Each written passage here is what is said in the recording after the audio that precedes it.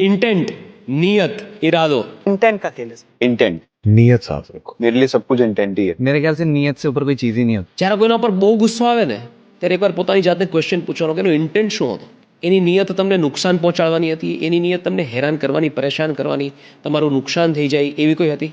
જો એમની નિયત એવી ન હોય ને તો તમે એને માફ કરી શકો છો.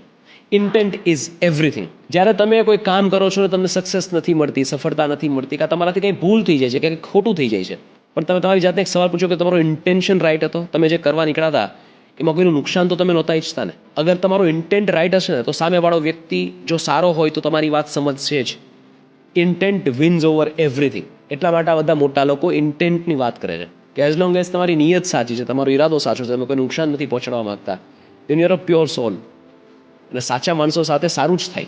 અને જ્યારે ઘરના કોઈ ઝઘડા હોય, કોઈ ફ્રેન્ડ્સ વચ્ચેના ઝઘડા હોય, પાર્ટનર્સ વચ્ચેના ઝઘડા હોય, કોઈ પણ પ્રકારના મતભેદ હોય ને તમારી જાતને એક સવાલ પૂછજો કે એનો ઇન્ટેન્ટ શું હતો? એનો ઈરાદો, એની નિયત મને હેરાન કરવાની હતી? જો નહીં તો ગમે તેવો મતભેદ હોય માફ કરી દો. You will always be a happier person.